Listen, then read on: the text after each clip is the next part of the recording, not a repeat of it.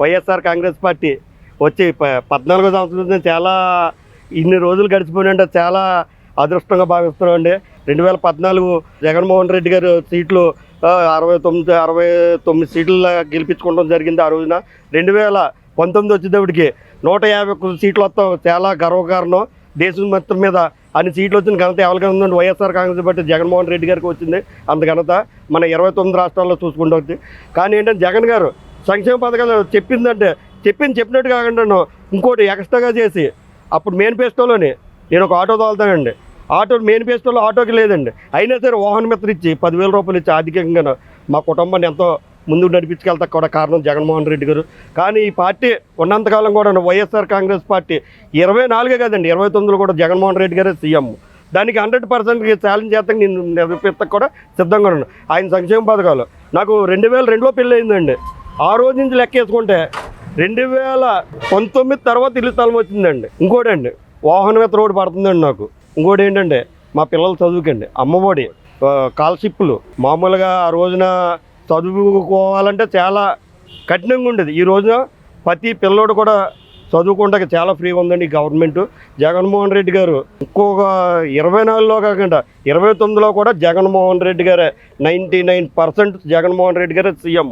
రాబోయే ఎన్నికల్లో ఏ పార్టీ గెలిస్తే బాగుంటుంది అనుకుంటున్నారు? ఇంకెవరో మన జగన్ గారు. మీ ఓటు ఎవరికి వేద్దాం అనుకుంటున్నారు? తలా వెంకటరావు గారికి. ఎందుకని వైఎస్ఆర్సీపీకి ఓటేద్దాం అనుకుంటున్నారు? ఇవాళ 10 మంది ఉన్న కుటుంబం ఒకలాగా ఉంటుంది, 2 సభ్యులు ఉన్న కుటుంబం ఒకలాగా ఉంటుంది. ఈ 10 మంది రేపు ఏం చేస్తారో తెలియదు, ఏ దారికి తీసుకెళ్తారో తెలియదు. ఒక సింగిల్గా పోరాడుతున్నాడు ఇద్దరు. మంచి వ్యక్తి. ఆ జగన్ గారికి ఓటేయాలి. జగన్ గారి పాలనలో సంక్షేమ పథకాలు అన్నీ మీకు అందుతున్నాయి? నాకు వృత్తిపరంగా 15 ఏళ్ళు వస్తున్నాయి, ఒక 20 ఏళ్ళు వచ్చినాయి. అంటే ఒక సంవత్సరం తీసుకోలేదండి. ఇద్దరే ఇంకొకరికి ఇవ్వండి. గత ప్రభుత్వంలో అంటే టీడీపీ ప్రభుత్వం అభివృద్ధి బాగుందా, ఇప్పుడు వైఎస్ఆర్సీపీ ప్రభుత్వం అభివృద్ధి బాగుందా? ఎవరు ఎక్కువ అభివృద్ధి చేశారంటారు?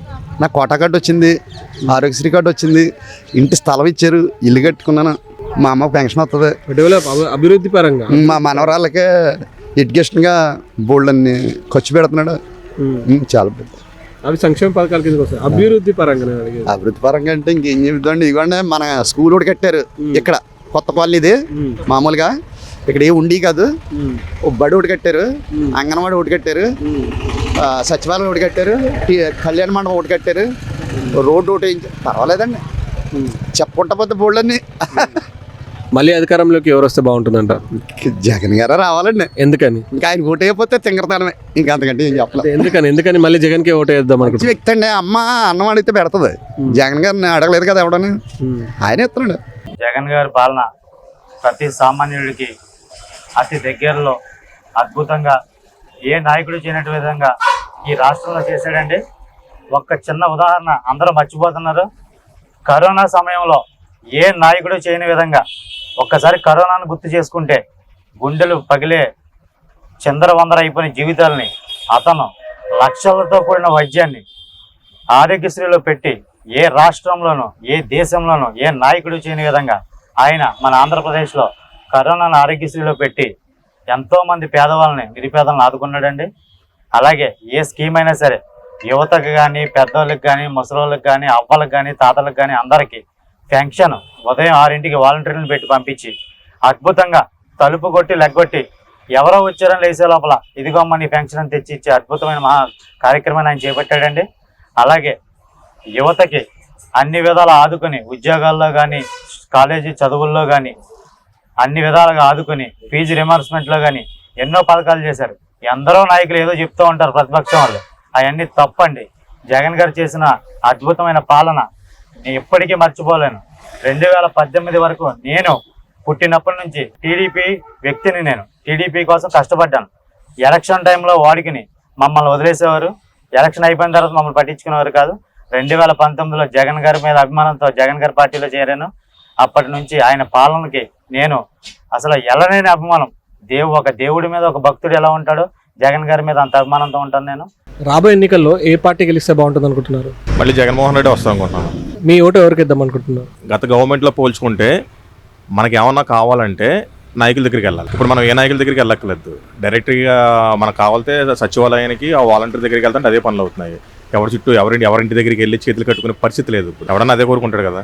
ఇప్పుడు కొత్తగా ఇన్ఛార్జ్గా మళ్ళీ వేరే వాళ్ళని తీసుకున్నారు కదా, వాళ్ళపై మీ అభిప్రాయం ఏంటి? తలా వెంకటరావు గారు మా అభిప్రాయం అంటే ఉన్న పరిస్థితుల్లో న్యూట్రల్లో. ఈ ప్రభుత్వంలో సంక్షేమ పథకాలు అందరికీ అందుతున్నాయంటారా? అంటే ఈ ప్రభుత్వంలో సంక్షేమ పథకాలు అందుతున్నాయంటే అర్హులందరికీ వాళ్ళే వచ్చేస్తున్నారు కదా డైరెక్ట్. వాళ్ళే వచ్చి వాలంటీర్స్ వచ్చి వాళ్ళకి అప్లికేషన్ ఇచ్చి వాళ్ళే చేస్తున్నారు. అర్హులు అయితే అర్హులు కాకపోతే వాళ్ళు ఎంత పంచుకున్న పని అవుతుంది కదా. ఇంకా జగన్ గారి ప్రభుత్వంలో విద్యా వైద్యానికి పెద్దపీట వేశారంటున్నారు, దీని గురించి మీ అభిప్రాయం చెప్పండి. 100% పెద్దపేట వేశారు కదండి. నాడు నేడని చెప్పి స్కూల్ డెవలప్ చేశారు, హాస్పిటల్ డెవలప్ చేశారు, దానికి తోడు ఆరోగ్యశ్రీ 25 lakhs చేశారు. ఇప్పుడు ఇంకా అంతకన్నా ఇంకేం కావాలి? ఇంకా మళ్ళీ అధికారంలోకి ఎవరు వస్తే బాగుంటుంది అంటారు? జగన్మోహన్ రెడ్డి. ఒకవేళ సీఎంగా జగన్మోహన్ రెడ్డి గారు మళ్ళీ గెలిస్తే ఇంకా ఏ అభివృద్ధి పథకాలు చేయాలనుకుంటున్నారు? యాక్చువల్గా ఆ జగన్మోహన్ రెడ్డి గారు లాస్ట్ టైం పెట్టిన పథకాలు ఉన్నాయి కదా, వాటికి మించి ఇంకా కొత్త మేనిఫెస్టో ఇంకా రిలీజ్ చేయలేదు కదా, వాటికి మించి 100% ఉంటుంది. ఆయన మాట ఇచ్చాడంటే 100% చేస్తారని ఒక నమ్మకం అయితే ఖచ్చితంగా ఉంది. నాకు పెన్షన్ వస్తుంది 3000, ఈయన లేరు. డెత్ సర్టిఫికేట్ మీద 3000 వస్తున్నాయి నెల వచ్చేటికి. నాకు ఇది 15,000 2 సంవత్సరాల మట్టి వస్తున్నాయి. ఇంకా ప్రస్తుతానికి అవి ఆధార్ కార్డు, ఇవన్నీ ఆరోగ్యశ్రీ కార్డు అవి కూడా వచ్చినాయి. అన్నీ బాగానే వచ్చినాయి మాకు.